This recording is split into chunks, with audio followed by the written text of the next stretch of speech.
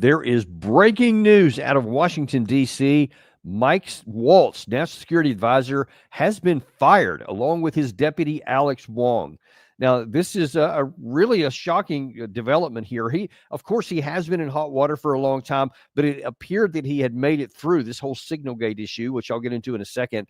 But this did seem to come out of the blue. We actually had a show on early this morning where we pulled a soundbite out of his comment he made on Fox News early this morning, made it look for all the world that he just thought this was going to be another day at the office.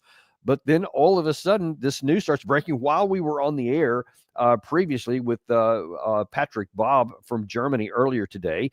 All of a sudden, we get this thing. Yeah, Gary surprised me by popping the headline up on the screen. Now then, we're finding out that, the whole place is on fire talking about this now, that the National Security Advisor has been let go. Now, the White House hasn't made any specific comments yet, so we don't have any exact details. Everybody in the world is reporting it. Apparently, the White House said they're going to make a comment on it. Well, and I see now that it looks like they're trying to spin this as a staff shakeup, which was ironic because some of the sources that I've seen already, I think it was in Politico, said that was one of the strategies that was used. They didn't want to get rid of him early because then it looks like that Trump gave in to external pressure and fired him because of that. And so they said, well, if they waited later on, they could say this is part of a normal transition and a normal evolution of the staff, et cetera. So maybe that's what they're going to try to do. We thought that President Trump might make a statement. He was giving some comments just a minute or two ago on a different matter, but it didn't come up. He didn't take questions. But if that does, Gary's going to break in with any news that we have, if any official statements come up while we're on the air. But really, all this goes back to, first of all, this whole SignalGate thing that happened on about March the 15th, when the news broke that from the Atlantic, one of the reporters was on there that somehow got put onto a Signal chat that the National Security Advisor Mike Waltz set up. And when this thing included, I think it was like 18 different people, everywhere from the vice president to the Secretary of Defense and all kinds of other staff members were on there. Susie Wiles was on there, the chief of staff of the White House, Tulsi Gabbard. Quite a number of people were on this chat here. And of course, one of them was the reporter that, according to everything that was ever released, it was still a mystery how he ever got on there, because Mike Waltz claimed that he didn't know the reporter, that he didn't have him on his phone, that somehow it was just forced onto there. I mean, some of the explanations were kind of weird. It's like, wait, either you don't know him or you do, because I mean, you can't, names don't just magically appear in your Signal chats. I have Signal, I use it. Obviously, many Signal or messaging apps, and you can't force somebody into one against your will. That's just not how the systems work. So that was always a bit peculiar. But really, it all focused down on Mike Waltz, because it turned into a big issue, of course, for Secretary of Defense Hegseth, because people were saying, wait, why are you talking about classified information on this ongoing mission actions? I mean, actual lethal military operations before they happen. You're talking about what's going to be struck, what kind of aircraft, what kind of other weapon systems are going to be fired, who's going to be targeted, what the target was doing, et cetera. I mean, just obviously stuff that should never have been on any kind of Signal chat. Just so you know, the way the system is supposed to work in the national, especially within DOD, and that includes the military, the Army, the Navy, the Air Force, et cetera, is that when you have classified information, you can only talk about classified information on an authorized American national security approved network. And that is like what we call the SIPRNet. There's also another one called JWIX, which is for top secret. This one clearly would have been top secret. So one of the questions that hasn't even been asked, and I've not seen it asked anywhere, is why the National Security Advisor chose to set this up on something that was not qualified and not authorized to be used. Yes, Signal is an end-to-end encrypted device or platform. Yes, it is authorized for use among government officials to conduct certain levels of information, because people are traveling all the time and you have to have some kind of secure environment. So they have chosen that one. It's only for things that may be important, coordination that it has to happen. But the DOD guidelines are very clear that classified information, whether verbal or sending information, can only be conducted on an authorized classified system. Signal does not qualify for that. So yes, the government officials are allowed to use it, but no, they're not allowed to use it for that. That is distinct and plain. And anyone who's ever served in the military knows that. So that was one of the first questions. Why did Mike Waltz not know that? If he's the one that set this group chat up, why did he use that signal? Was it just because it was convenient and it was easy? Was it because somehow that if he used the authorized means of communication, it would be complicated and they didn't want to mess with it? I don't know. But that was one of the first questions, is why did they even set this up for mission planning and execution? Because that's just black and white. Should have, honestly, that should have been a big issue. But of course, now then, I mean, just being realistic, you would have to take down the whole senior list, because you had a lot of people were on it, but the ones that were the most important and the ones that were taking action was the vice president, the Secretary of Defense, and of course the National Security Advisor. So, I mean, are you going to take all those guys down? I mean, what were you going to do? They all should have known better. Everybody should have said, wait a minute, what are you talking about? Signal? That's only for like administrative kinds of issues, or we're talking about some policy or something. You certainly can't use mission execution on a signal chat. They should have all known that. But it has to get down to, and maybe it finally did, get down to the guy that set this up. And that, of course, was Mike Waltz. And then also they had some issues about him seeming to kind of take responsibility for it, and then he kind of didn't. You may recall, I think we even showed a few times on our channel how at a meeting with the president where Mike Waltz seemed to say, yes, this was my fault. Somehow it got, but we'll get to the bottom of this. We'll get to the bottom of how this happened. And then Trump said, I still have confidence in. He learned his lesson and moved on. So it seemed like that was the end of it. But obviously that was not the end of it at all. And I want to talk a little bit about his selection at first, because it was a little bit of a surprise, maybe a lot of a surprise to many people, that he would have been selected as the National Security Advisor in the first place, because he had, as a member of Congress, Mike Waltz had a well-known track record of being quite war hawkish, which would seem to put him in opposition to President Trump, who is, generally speaking, not for war. He wants to get wars off the table. He wants to end the Russia-Ukraine war. He wants to find a way not to go to war with Iran, etc. So it would seem a bit of an odd match for him to have been put into that senior position, not just on the staff, but the National Security Advisor in the first place. And many people were really surprised by that he had done that anyway. One of the other guys that was also selected is a guy named Alex Wong. He was his deputy. The Alex Wong, because both of these guys were fired simultaneously here. That's important. We're going to see why in just a second. But a little bit on Alex first. He was an expert on North Korea and Asia issues. He had served on the first Trump administration, and by some reports I've read this morning, he was instrumental in helping form some of President Trump's North Korea policies. So obviously something that Trump liked. There was some information on the New York Times that was published that said that he just recently, Mike Waltz had been pushing back on Trump on the issue of the Russia-Ukraine war. Now, we in fact, in our show this morning, one of the things we were talking about was Waltz was saying, we're continuing. We think we still have a deal. We think we have room to figure that out. We saw General Kellogg saying that, look, we want a deal, but we have to put pressure on Russia. Well, apparently, behind the scenes, Waltz has been pushing even harder for that by saying we should put heavy sanctions on Russia. We should push them hard. Trump has clearly not wanted to go down that path. That could be there could have been more friction even because of that. Because Trump has been saying, you may recall in this whole issue with the tariffs that have been put on everybody, and 185 nations initially had them. Now there's just basically a tariff war with China. He did not put any tariffs on Russia. One of the only countries on the planet that he did not put any kind of sanctions on or tariffs on.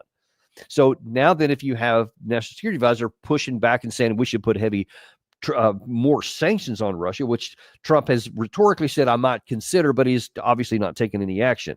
That could have been another push in the direction. But what may be, I think, the most intrusive is a woman named Laura Loomer. Now, on Twitter, on X this morning, she seems to be crowing about all this and says on her Twitter that it's we got rid of Alex Wong. He got rid of. I think there's another one that says scalp. She wrote on one of these that basically this is something that she'd been trying to do for a while, and she was promoting that yeah, that's the one right there where she said scalp. Just really, intrusive kind of situation. Like, yeah, I've been trying to get him for a long time, and in fact, that's exactly the case, because I'm going to show you this here from the New York Times on, I think it's April the 3rd. Oh, I'm looking at the wrong one. So let me get that one back up here. Where'd it go? Had it up. The New York Times. Here we go. So this is from April the 3rd.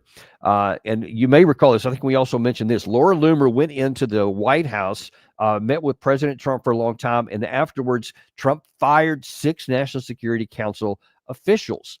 And when you go down through it, he said this was in front of Michael Waltz. And apparently, according to this article back then, she tried to get Trump to fire Michael Wong back then. So this was something that she was saying that he is not sufficiently pro-Trump, et cetera. And she was going, yeah, we need to get rid of this guy. And then we see, and of course, she's taking credit for this, scalp. We got him. And the issue is, why does President Trump listen to Laura Loomer? She has been outspoken at wanting, she is incredibly, and even on her X post there, she is a very outspoken pro-Israeli government person. She likes what they stand for. I think she's even got an Israeli flag on there somewhere.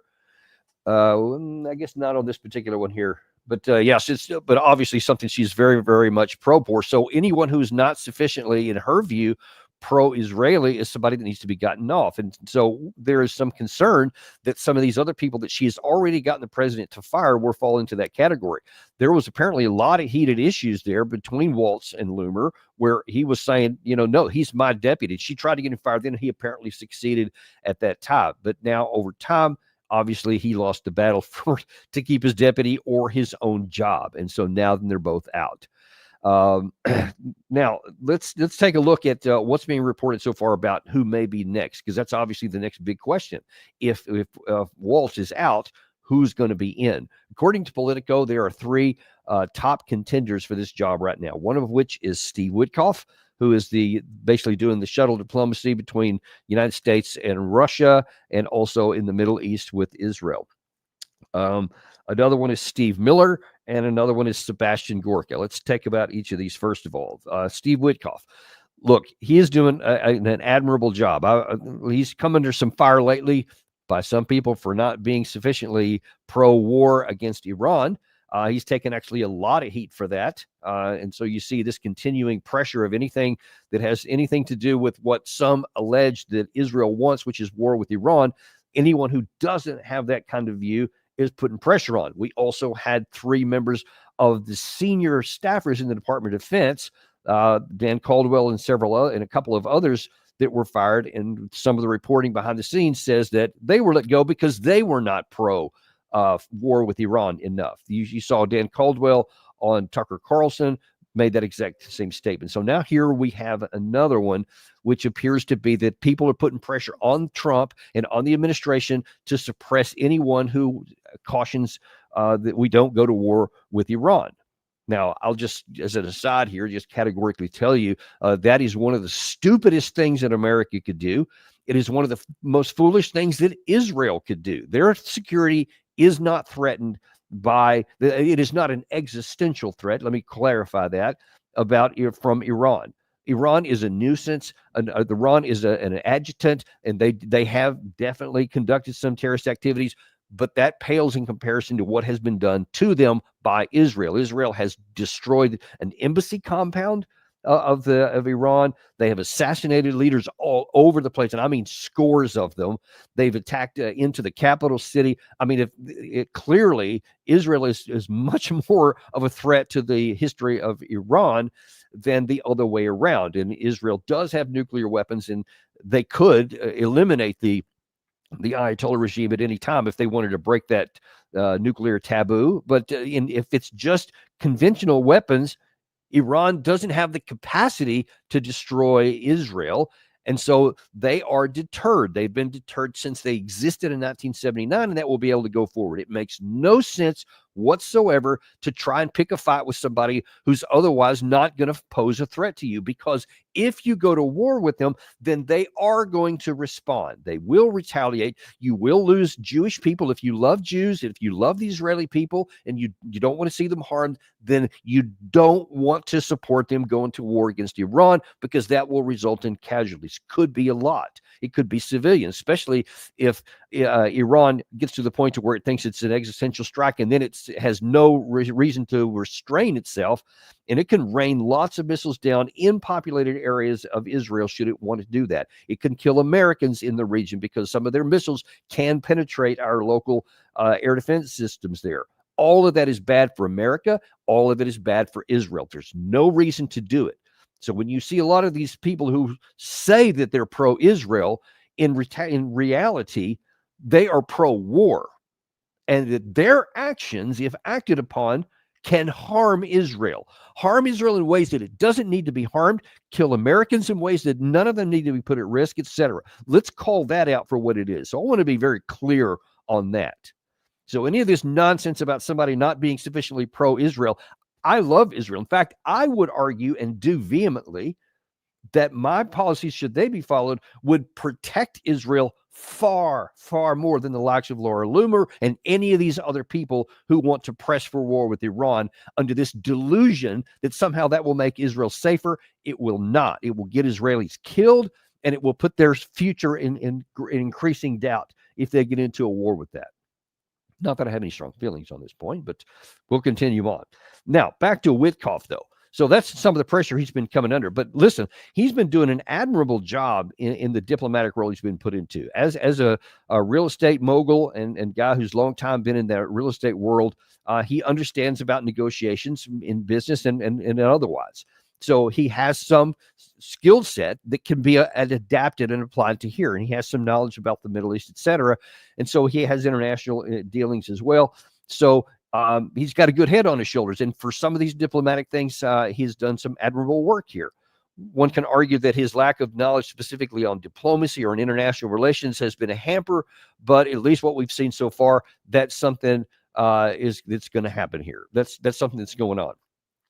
But when you're talking about the National Security Advisor, that's going to be a different problem, because you have to be steeped in the understanding of international relations. You have to be an expert in understanding of military affairs, what you can and what you cannot accomplish by military, et cetera. Because by definition of the title, National Security Advisor, you've got to understand if the president wants to go down a certain path, if he wants a certain policy outcome that has to do with the security realm, you've got to know, if we use military force here, is that going to work? If we don't use military force here, is that going to accomplish our goal better? And if you can't, with a lot of confidence and certainty, say, yes, Mr. President, this won't work, and here's why. Or, yes, Mr. President, that will work, and here's why, but here's what might be the consequences. Here's might be the second and third order effects questions that you might not be thinking about, that might not be self-evident. That's what you need in a national security advisor, somebody who has deep knowledge about all those things and can help you see things that you wouldn't otherwise get. So that's one of the big things, and that Witkoff doesn't have that. So his business dealings, that's not something he's going to be able to work with. It's not going to help him in that regard. He may have a good head on his shoulders, but he doesn't have the knowledge about the things that really matter in that position. So I would think that's not going to be a good fit. Stephen Miller and Sebastian Gorka, they don't have any knowledge about that either. They have policy experience. They have very strong opinions about things, especially in the Middle East.